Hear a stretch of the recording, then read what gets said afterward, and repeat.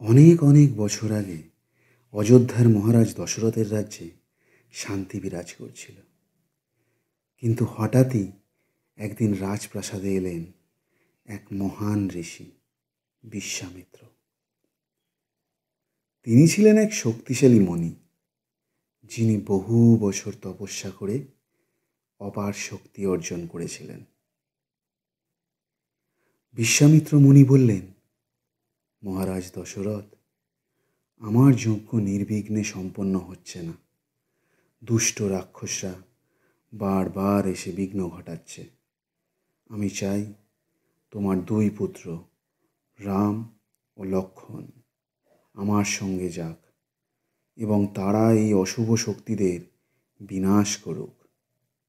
দশরথ চিন্তায় পড়ে গেলেন।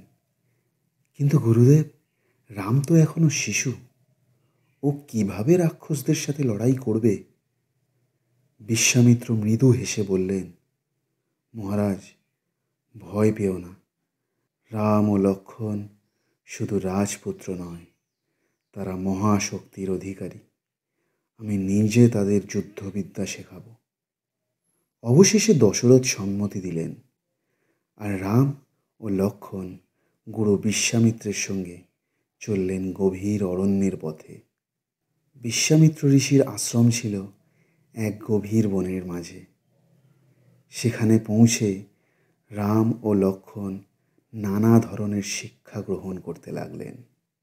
শোনো রাম, লক্ষ্মণ, যুদ্ধবিদ্যা শুধু শত্রুকে পরাজিত করার জন্য নয়, এটি ন্যায় প্রতিষ্ঠার জন্য ব্যবহার করতে হবে।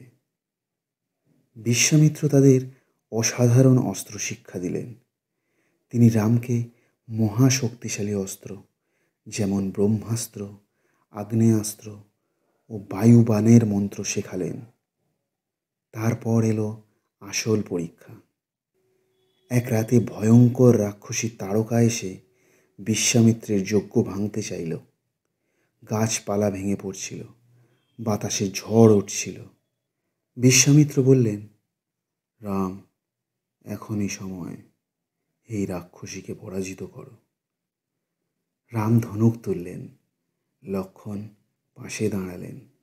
রাক্ষসী ভয়ঙ্কর শব্দ করে আক্রমণ করল, কিন্তু রাম ধৈর্য ধরে ব্রহ্মাস্ত্রের বাণ ছুড়লেন। তাড়কা ধুলায় লুটিয়ে পড়ল। অরণ্য আবার শান্ত হলো। আশ্রম মুক্ত হলো ভয় থেকে। বিশ্বামিত্র খুশি হয়ে বললেন, রাম, লক্ষ্মণ, তোমাদের সাহস ও শিক্ষা সত্যিই অসাধারণ। তোমরা সত্যিকারের ন্যায় যোদ্ধা।